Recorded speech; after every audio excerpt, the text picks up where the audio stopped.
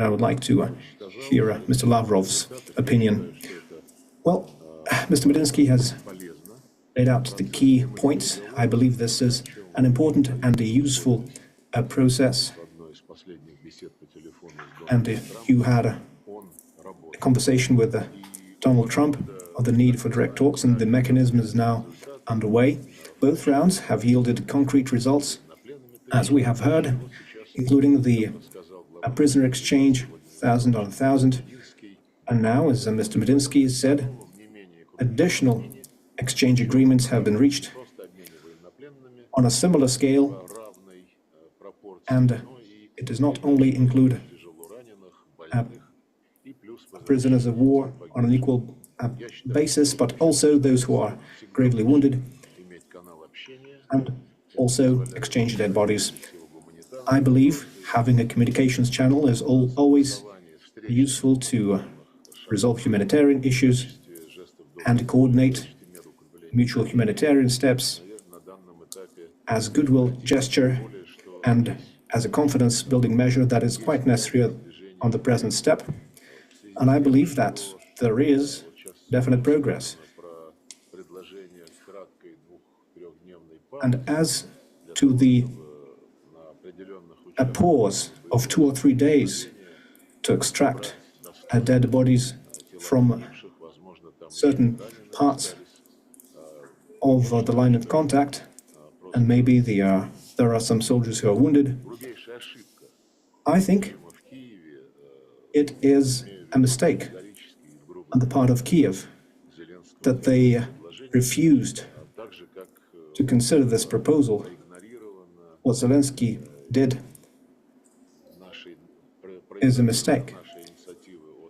Just as they ignored our initiative on similar humanitarian pauses on Easter and on the 80th anniversary of the Great Victory.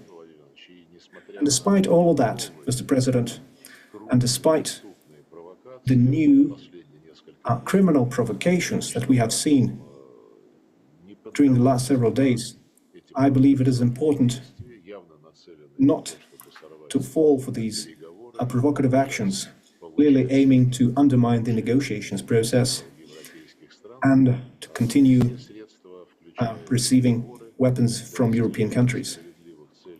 All the means, including negotiations, should be used to achieve the goals of the special military operation, and the Minister of Foreign Affairs took an active part in Medinsky's delegation's work.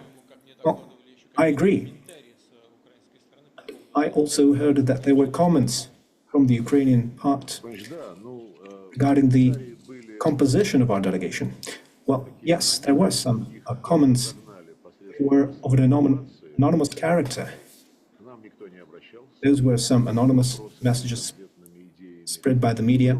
We did not receive any concrete proposals or ideas. The journalists made some requests, and we explained what presidential aid means in terms of their status. So, were there any additional comments? Okay.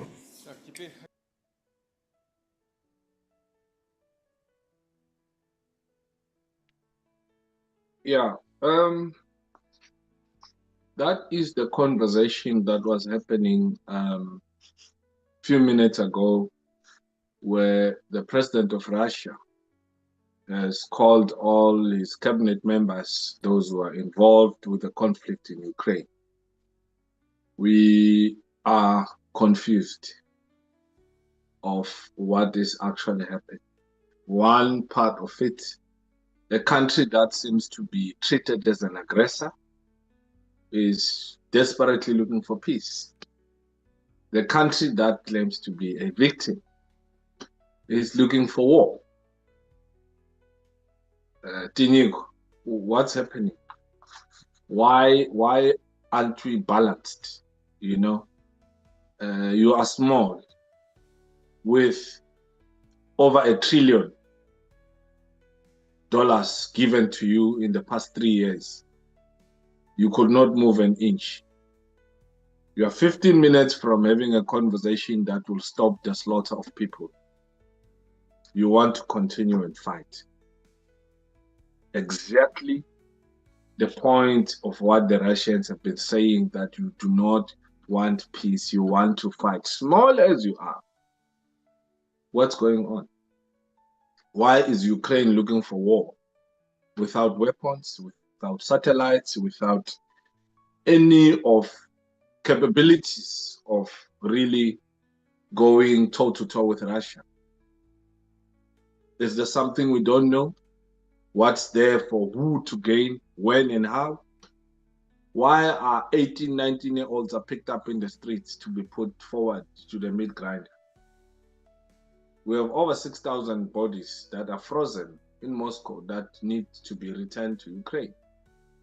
There is a mother, there is a father, there is a daughter, there's a son, there's an uncle, there's a cousin, there's a teacher, there's a preacher who has not seen his student, who has not seen their father, who has not seen the breadwinners, simply because a leader that is professionally a comedian who later became a head of state. Does he understand diplomacy?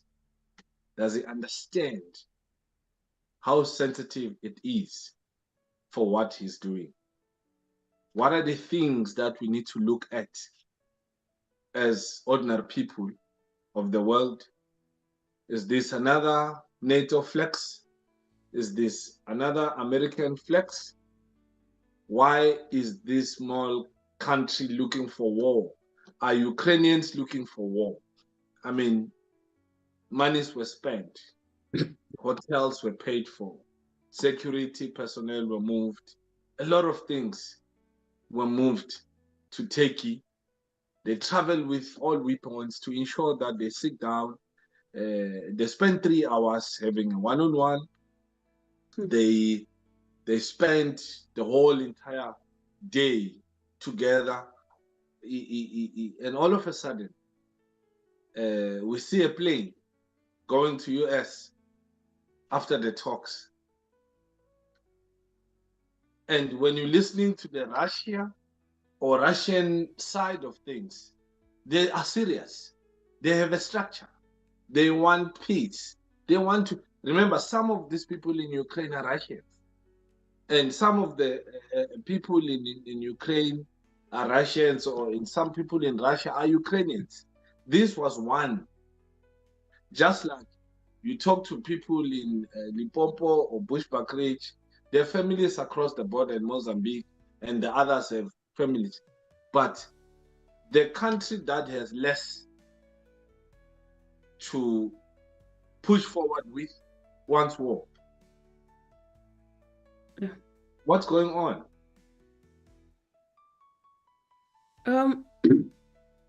Yeah, it's a painful story of our lifetime.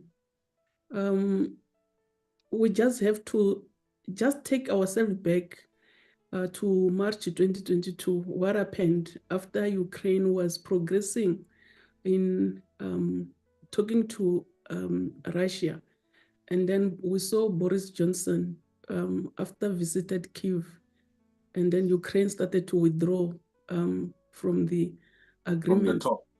Yeah, we are able to see exactly that it's not Ukraine that is behind the war, but the US, because it's the one that is sabotaging the peace talk. And the EU. Together with Britain. Or maybe we start from what happened during the latest. The submission coming from Ukraine was unreasonable. You can't be wanting the negotiation and then you forget why are we in war. And then you use a formula that is going to demonstrate exactly that you are not ready for a peace talk. Like we said on Sunday, that we will see lots of exposure. Who's exactly behind the war? It's not Ukraine, somebody is.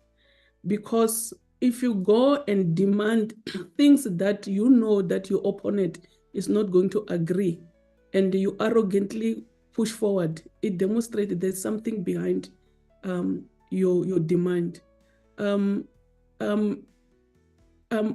go back again to look at what happened just before the peace talk, the bombing of the bridge in Russia by Ukraine together with the US. We know that they are using a Starlink, and Starlink has been used as a tool for proxy war because they are able to blend private tech in order to empower or to give power to the countries that are fighting against the Americans, which we are exactly be able to see. I don't think Russia is blind in here. They are able to tell who is behind the war.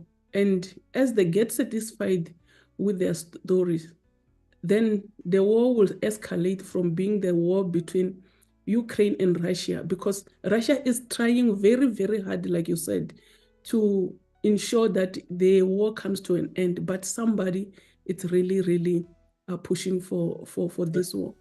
Yeah. But if you look at it, do you really think, in your opinion, do you really think Russia will still continue to hold back? Do you think the restraint that they've been doing since 2014, do you think they're still continuing to hold back? How far do you think the restraint will go? Yeah, I think now we going to see the beginning of the real war, because Russia held back its power just to brush Ukraine, to say that I'm powerful. I just want you to understand that you cannot be a member of NATO, because this was agreed during the end of the Cold War, that Europe will never expand close to Russia, and you are provoking me. And actually, with those terms only, when you break down the deals, then you are provoking, you are starting the war. So actually, I even ask myself question, why so many people around the world, they see Russia as a betrayal instead of seeing NATO as a betrayal, because they see themselves as powerful, that they can go anywhere. And depending on NATO in making strategic decision for your own country is a detrimental, because we look at who exactly it's leading from that context of NATO. The countries that are leading are very evil in such a way that they don't care. The issue of them not caring, we can go back to what the United States have been doing as a pattern of misleading both allies and adversaries. In 1990, we look at when they backed Iraq against Iran, while covertly arming Iran in Iran Central Scandal. So you can tell that there's no way you can listen to the Americans. They're just evil as they are. And then on the issue of how they have been working against China and using Taiwan, you can see that their strategy, it's all on betrayal, so that they disturb your focus on what you need to do in terms of developing your own country, because they want to lead all the time. They've been accusing China, saying a lot of bad things about China, saying that China is busy destroying their neighbors. But China doesn't even have a history of such war. It's them who are going around the world and then using proxy war, and some are direct wars. And they've been killing lots of people around the world in the name of democracy that doesn't exist. So now I see Andre Emak and Svirendeko, the minister they left Turkey straight to US. And they're saying that the visit will have complex discussions, and the economy will be discussed, and the outcome of Turkey will be discussed. Ordinarily, you should go back to your country when you finish such a meeting, where you need to go and reflect and give feedback to your people who were hoping that maybe when these guys come back from Turkey, they will deliver the news to say to us, okay, the war it's ending. We are going to have 6,000 frozen bodies of our cousins and nephews and fathers and daughters that are in Moscow, that Moscow have agreed to release. And on top of that, there's been this allegation. I mean, CNN ran that story to say Russia has kidnapped 10,000 children. But when they got to the negotiations, the Russians asked the list of these children. Only 300 were located, and all of them are accounted for. They're in safe place. These are Russian-speaking children in those areas. These are not Ukrainian. The human trafficking was going to be very rife. The organ harvesting that was happening in Ukraine, and nobody's talking about it. During the war, these things were happening. Trafficking were happening. We know that American officials and some government, CIA, FBI, you name it, they are involved in the human trafficking.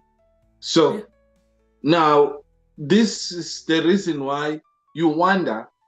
So Ukraine, people were saying we are being conspiracy theories. Ukraine has a master. But this is the twist now. Why is Ukraine going to be causing Washington, D.C., where we know exactly that they are not necessarily in favor of Trump, but there is something that is pushing them to go there? In your opinion, as we're having a discussion earlier, are you thinking that it's also to go to Musk to say, thank you for Starlink, we're reaching the targets? Or what kind of weapons should we accept from Germany, since they are going to give us long range? But let me tell you, the long range weapons have always been there. Some did not work. Some were bombed before they even unpacked them. They've always been there. So what could be this ideology of finishing a serious life-threatening or life-changing meeting with Russia, and you go to Washington? How come the Russians did not go to China or Iran? They went back straight to report in Parliament. But before you come in, let's hear what Zelensky is saying about the meeting, so we can tie up why they went to Washington. Let's play the clip, so let's see. Але продовжувати зустрічі дипломатичні в Стамбулі на рівні, який не вирішує нічого далі, я вважаю беззмістовним. Я так вважаю. На мою думку, обміни йдуть і повинні йти, а русські не готові на припинення вогню, принаймні той рівень ще раз делегації не готові це вирішити. You heard it. Yeah. How the F are you sending people to a meeting and you come back and say it's meaningless? Is it him talking, or is his masters talking? Yeah, like I said, that the war is not between Ukraine and Russia, but between the superpowers and Russia. It's historical. They want to disturb Russia from building itself so that they continue dominating. Let's go back a bit to who is paying for Ukraine on Starlink. It's Poland. Ukraine does not afford anything right now. Poland has been paying Starlink about 51 or 50 US dollar, $1 million US dollars per annum. That is big money coming from Poland's pocket. And that has created lots of problems within the Polish.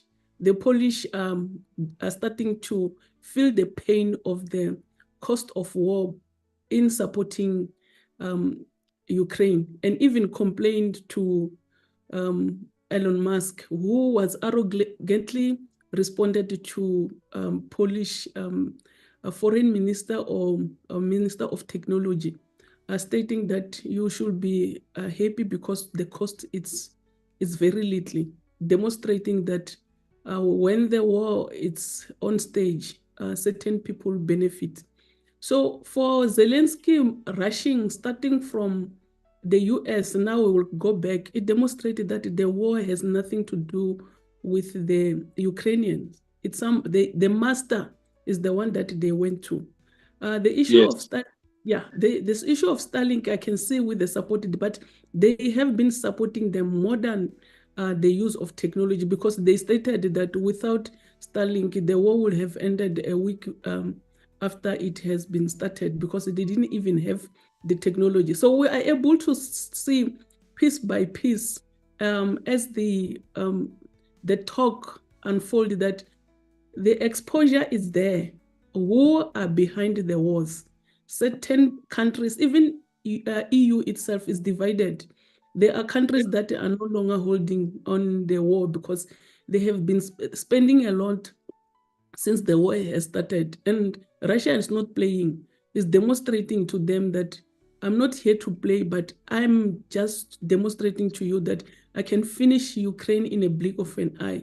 But the one who is pushing is the one that is benefiting. And we know that the Americans are leading in this. And I also need to go back and touch at, you indicated something about Poland footing the bill. The real reason why Poland is actually stretching their arm to say they want to pay, it was not by choice. Yeah. There's a history between them and Russia, one. Two, the Americans gave them an intel that when Ukraine is flattened, you are next. Yeah.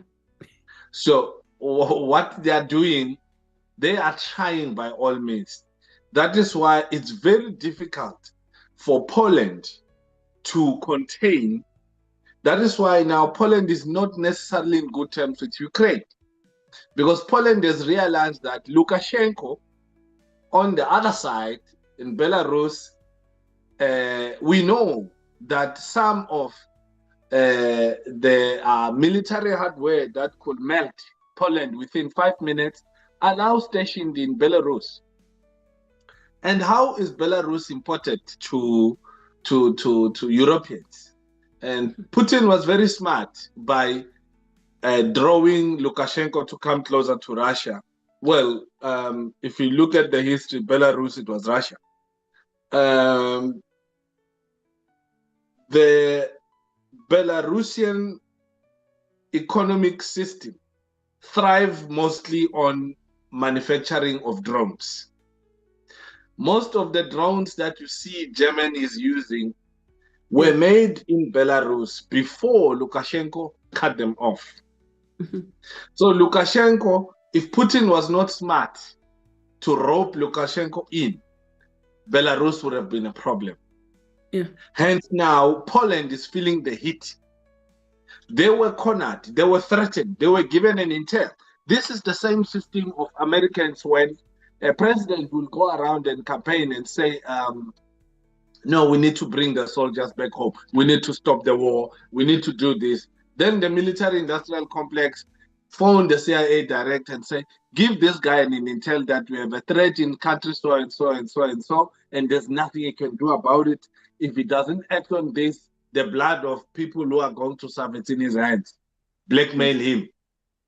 And the moment you go against that, you know, either assassination attempt, remember, the Secret Service people you are given, you don't handpick them. And you don't profile them yourself. So you can be poisoned. You can be injected in your sleep. You can, so anything can happen. So during the term that the president is in the office, and you see Trump, he moves a lot with his family members to be around him. His sons are there, the daughter is there. Why? The whole idea is to ensure that it's safety. I mean, we saw the video when MBS gave him a drink in Saudi. He took the drink and he pretended as if he was talking and he gave it away. He could not drink because he doesn't trust. So even with their own Secret Service people, they cannot trust. So the script was used in Poland to say, if you don't help these guys, one way or the other, when they finish with Ukraine, they're coming for you. Meaning, America knew that Ukraine will be finished. If Putin were to be brutal as Benjamin Netanyahu, this war would have been over within 5 minutes. But now, innocent people would have been killed. Innocent lives would have been taken away prematurely simply because one or two leaders are irresponsible. So this continuation of colonialism, this continuation of wanting to, because the biggest desperation now, remember, Trump cornered Zelensky to say, sign the deal. But the deal that he signed, most people do not understand or don't get the details that some of the things in the, it was those biolabs that they still need to, but Trump pretended as if it's got nothing to do with him. It was the Biden family that did that. No, he also has something to gain there. The Americans, the Rockefeller family have a lot to gain there because they are the founders of diseases. They own the Center of Studies and Disease Control. They run the pharmaceutical companies. They benefit from diseases, you know. So this is where I wanted to make the point about Poland being involved. Poland had no option but to be involved. They lied to them. Now, here's the risk for Germany. What do you think happened with the new leadership that stepped into Germany? They first went to the first round of the elections. The people he trusted with the coalition did not vote for him. They had to go to the second round. Then monies were exchanged, deals were done. Then he came to the office. First week he's in the office. He's a warmonger all of a sudden. So, and when you look at the economics of Germany, it's not working.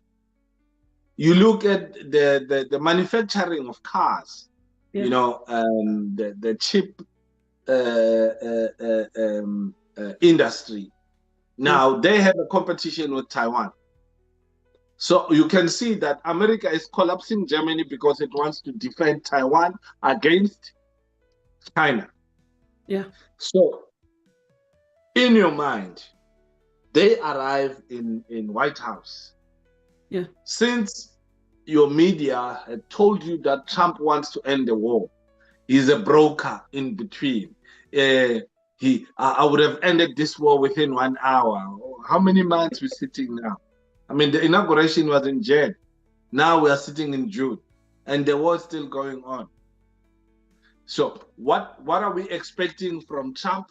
What are we expecting from the Russians? Because some reports and my sources in the Russian military complex are saying all the arsenals, all the military hardware that is strategic are being placed at strategic positions. They are being put into a position whereby it will just be one command, go. What are we looking at? Kokwani, you know, the problem is that it looks like the way our presidents make decisions, they don't look at the history on what exactly happened when and what were the impact of the decisions that were taken. Like I said, America has been strategically misleading countries. We can even go back to the issue of Vietnam, or where it never achieved its initial story. we look at the Korean War, it was just in 1953 where it was armistice.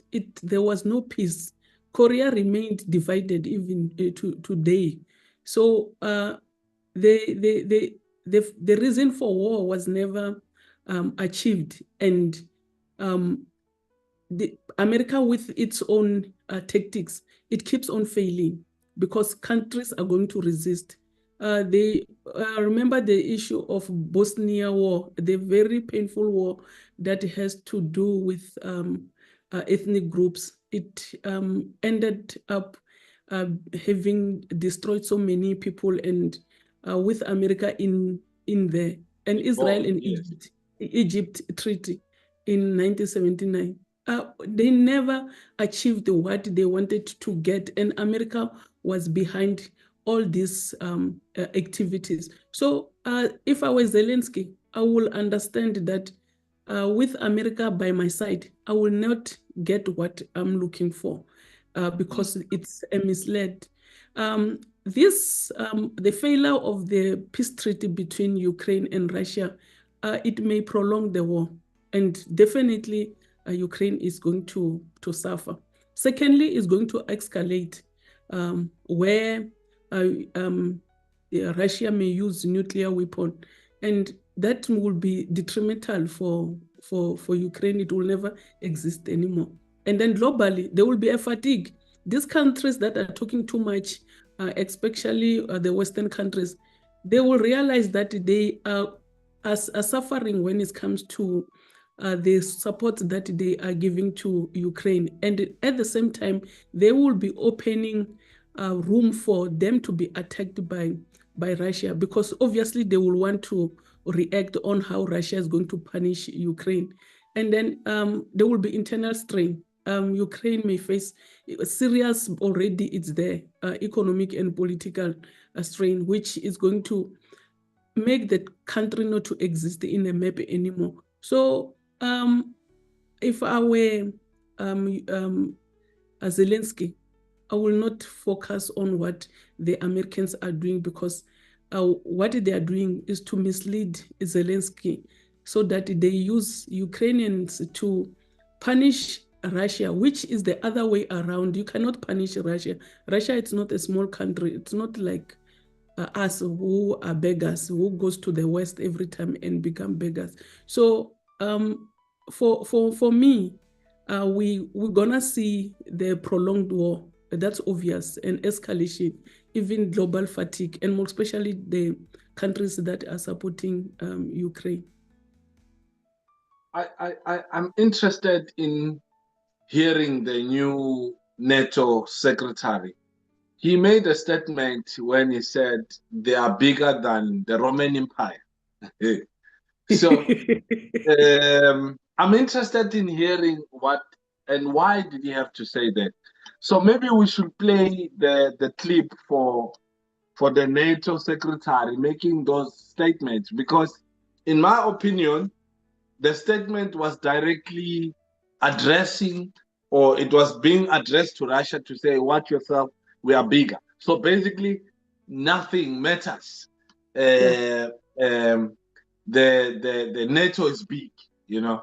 There's very same NATO that is misleading Ukrainians, the very same NATO that for 3 years giving their commandos, giving the military weapons, giving the training, it never worked.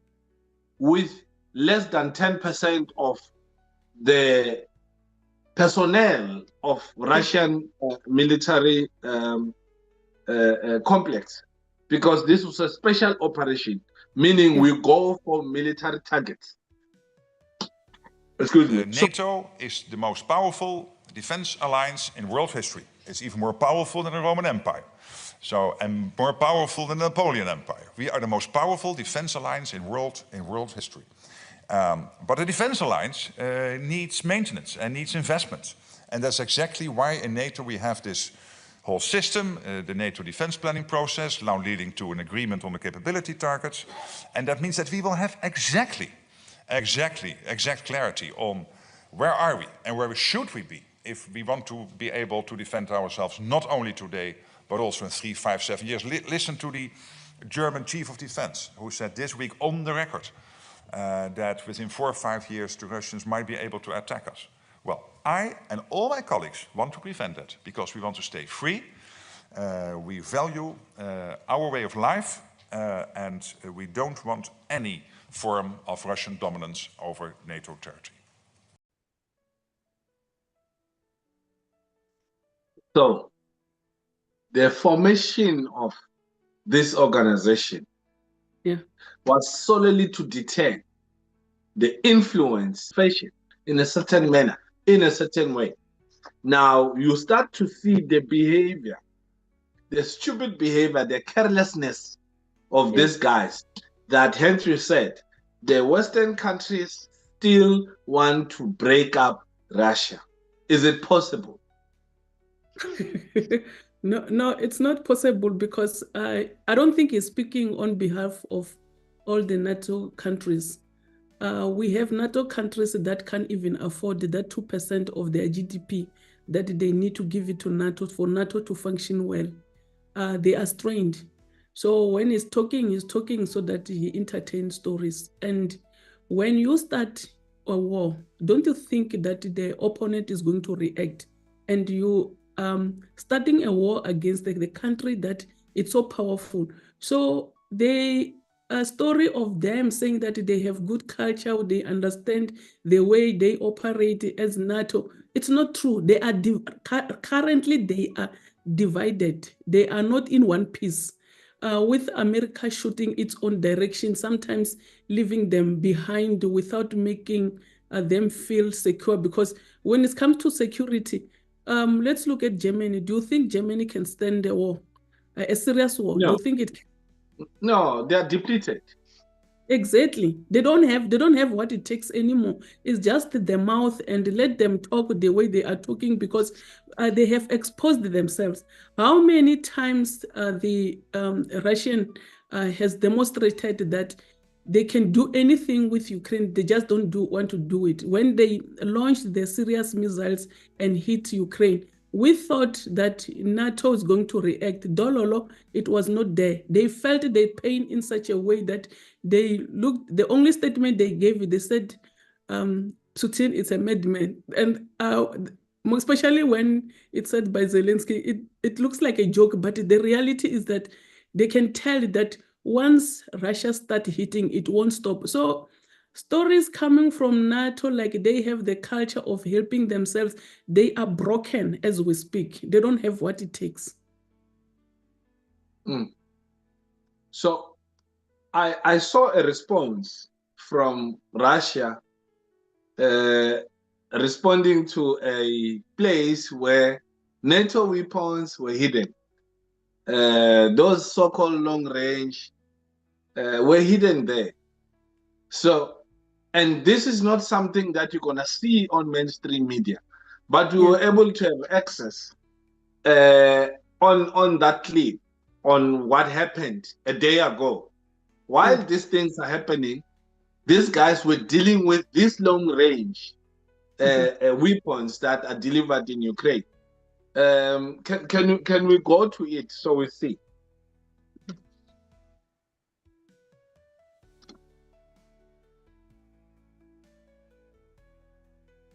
Can you see the response of what the Russians have done to devastate the equipment that came from Germany? And I would like to hear Mr. Lavrov's opinion. Well, Mr. Medinsky has laid out the key points. I believe this is an important and a useful process. And if you had a conversation with Donald Trump on the need for direct talks, and the mechanism is now underway. Both rounds have yielded concrete results, as we have heard, including the prisoner exchange, 1,000 on 1,000. And now, as Mr. Medinsky said, але продовжувати зустрічі дипломатичні в Стамбулі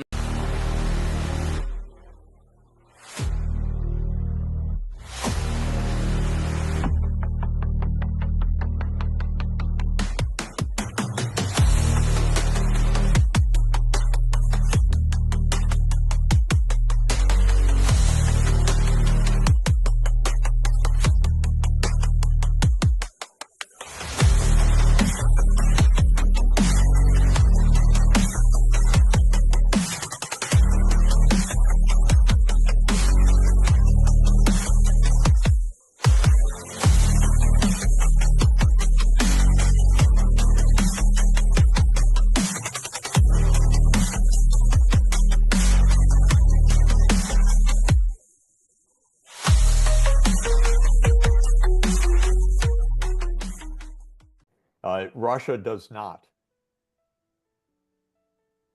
I understand it's a war, but to see someone and you know that within seconds he will be part of the history. Yeah. And there is a president who still does not care. All those people you see running are no more. They're in body bags. Some their parts are not going to be found. Some families are not even going to have an opportunity to mourn them because there's no evidence that they ever existed. Because those drones, you could see that those drones have high definition cameras. Every single person you saw, except for those that conquered and show you the Russian flag.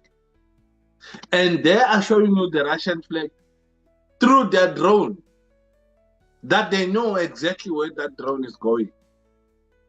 And you still have a president that, should I just say a caretaker because his term has expired.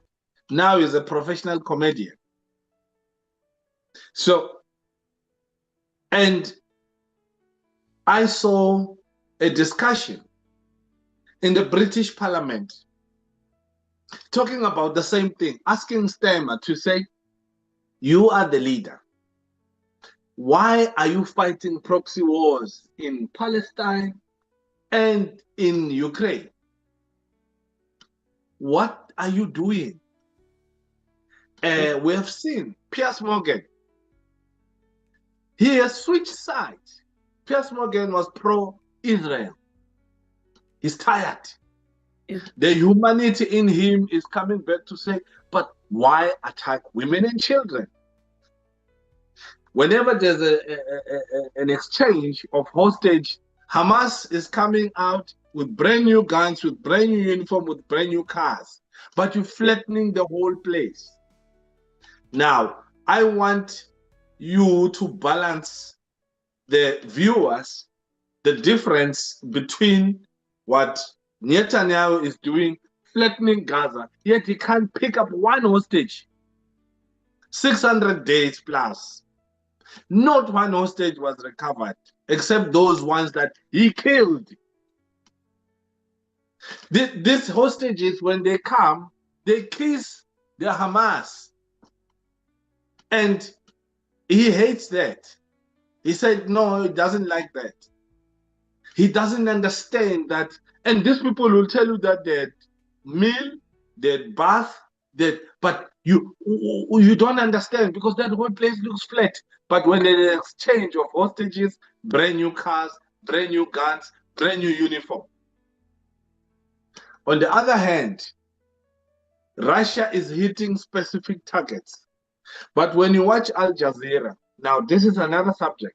When you watch Al Jazeera will tell you that Russia is going for civilians. Here's the confusion. You go to Palestine and Israel. RT and Al Jazeera report the same thing, to be against Israel. But Al Jazeera, when it goes to Ukraine, it's supporting Ukraine. Then the theory and what we've always said, that Al Jazeera is not Arab controlled. It's a Rothschild entity that was set up in Qatar in exchange of the Qatari family to buy properties and bank their money in Europe. Yeah. People still don't get it. But that is besides the point. The point is what the difference between these two countries. Or maybe before you come in, to just give it a context, let's see, I want you to pick it up from the debate of the parliamentarians in the UK asking Stemmer, why is he fighting the proxy wars? Though the parliamentarians know exactly who is the master. They know. In the UK, it's clear they're serving the Rothschild's house, because the Rothschild's house is the same house that has installed the British monarch. Most people don't understand. And I must also tell you that London does not form part of England. Most people don't know that. Yeah. It's independent on its own. Why? Because that's where the Rothschilds were sitting, and their banking was sitting. As much as you see Vatican is not part of Italy, it's not part of Rome. It's a country on its own. It's independent. So I want us to also look at the Europeans, hence you indicated. I'm saying this because you did indicate the divisions among Europeans. I wanted you to pick it up from there. Then you can touch the differences between these two wars, and then you will sum it up for us there. But let's play the clip of the discussion in the UK, in Westminster, where they're having a conversation about these two wars, where they're challenging their leader, their prime minister. And I would like to hear Mr. Lavrov's opinion. Well, Mr. Medinsky has laid out the key points. I believe this is an important and a useful process. And if you had a conversation with Donald Trump on the need for direct talks, and the mechanism is now underway. Both rounds have yielded concrete results, as we have heard, including the prisoner exchange, 1,000 on 1,000. And now, as Mr. Medinsky has said, additional exchange agreements have been reached on a similar scale, and it does not only include prisoners of war on an equal basis, but also those who are gravely wounded, and also exchange dead bodies. I believe having a communications channel is always useful to resolve humanitarian issues and coordinate mutual humanitarian steps as goodwill gesture and as a confidence-building measure that is quite necessary on the present step. And I believe that there is definite progress. And as to a pause of 2 or 3 days to extract dead bodies from certain parts of the line of contact, and maybe there are some soldiers who are wounded, I think it is a mistake on the part of Kiev that they refused to consider this proposal. What Zelensky did is a mistake. Just as they ignored our initiative on similar humanitarian pauses on Easter and on the 80th anniversary of the Great Victory. And despite all of that, Mr. President, and despite the new criminal provocations that we have seen during the last several days, I believe it is important. It looks like this talk in the Russian parliament was very critical. That you see the two contrasts of the two groups. Russia had to convene a meeting for all parties concerned. And you won't see the Russians in parliament or even the opposition parties oppose the operations that they are doing. Yeah. Why? Because, like you said, they understand the history. Most European leaders ignore the history. Half of them, they are always high on cocaine. That's what happens with them. They get these guys that, they were caught in the video sniffing. They were trying to cover it up, and it was in the public domain. It was Temer and Merz and Macron. They were caught. So you can see that the families will get their stories to come and run and do what. And how do you trust those people to make decisions? Whereas you have the Russians, they are sitting, they are serious, they want something for their future generations to come. They don't just want to do anyhow. So look at the difference now. What is your view then between these two? Before we come back to the UK one. Yeah. I will make it comprehensive, considering the context of what's happening in Israel. When the previous video was paused, you said, I understand it's war. You don't have to be apologetic. When Europeans go to Africa and then Middle East, they are not brushing those people. They kill them. They die. And when there's bloodshed, it's taking place, they feel like they mustn't be touched. Yes, it's a war, but we need to say it plain. Israel is evil, and Russia it's not. Russia it's not. Why am I saying that Russia it's not? I will start by looking at the power that Russia has. It has been holding back the power without releasing all of it, because Ukraine wouldn't be here today. And you can look at the manner in which they target as specific individuals. They are not hitting everywhere. Yes, we know when the war was starting, the Ukrainians, they used to hide behind the civil. They go and hide behind the people. Civilians as a human shield, yes. Yeah, so the reason why most of their buildings were destroyed is because of that. So if Russia was to be evil, we'll be talking about a different story. And then we'll go to Israel, we'll look at what exactly is happening. You can tell that the evil power is the one that is operating. That's taking over, yes. Yes. And then let's look at who benefits from this war. From the context of the Russian, it's not the elites who drives the world economy. We'll look at exactly what happens when there's war.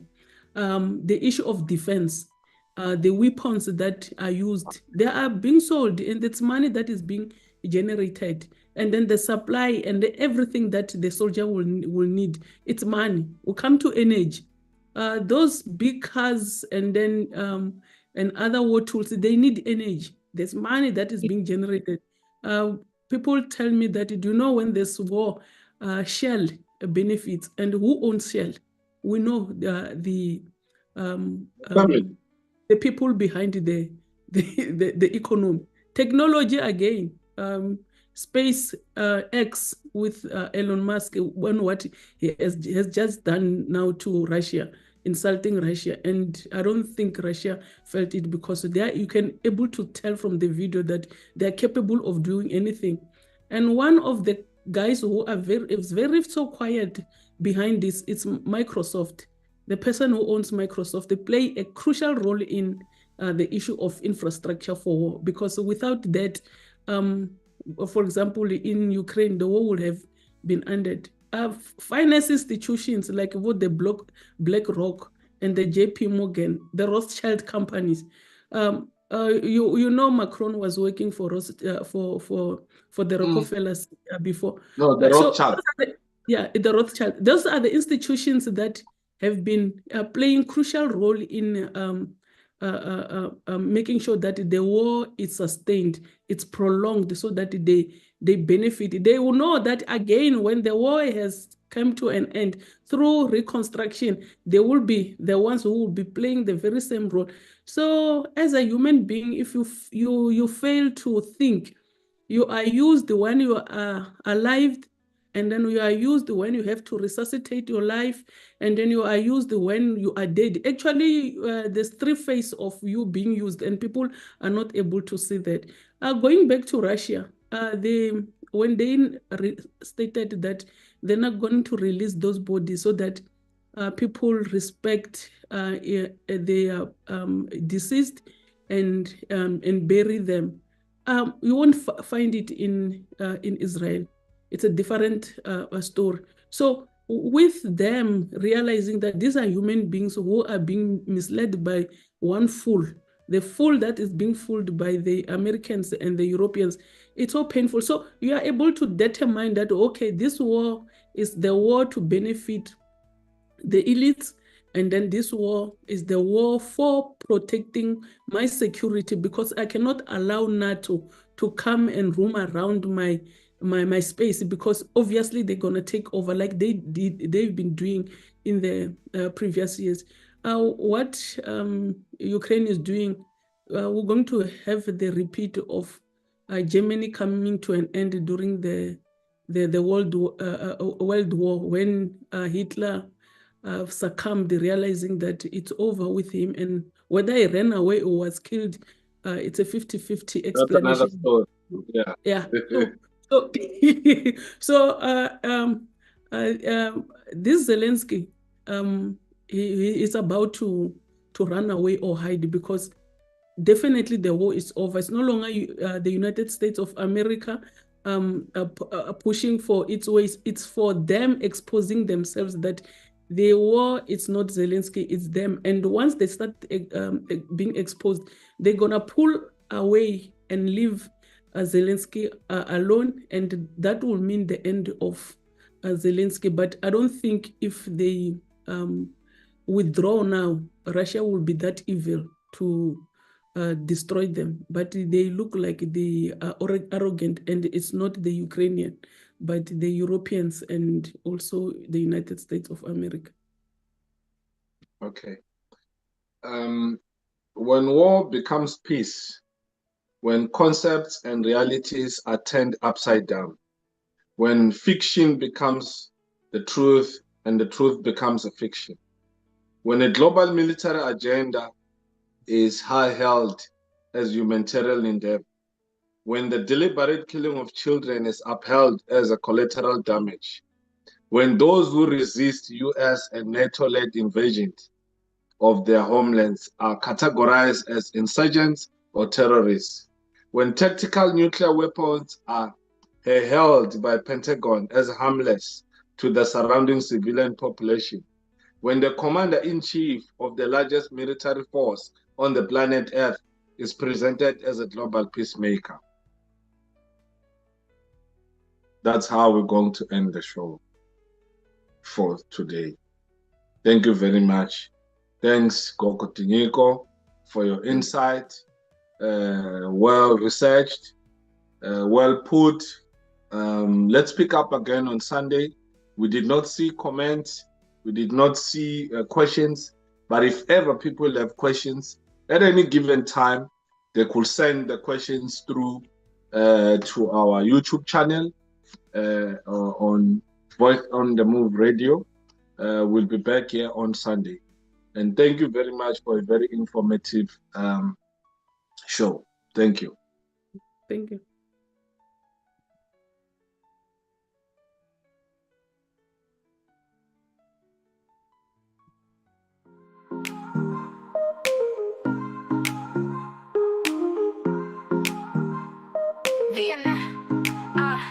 VM Network, it's your time to tune in. Stories that connect where we all begin. Laughter, lessons, journeys unfold. VM Network, let the stories be told.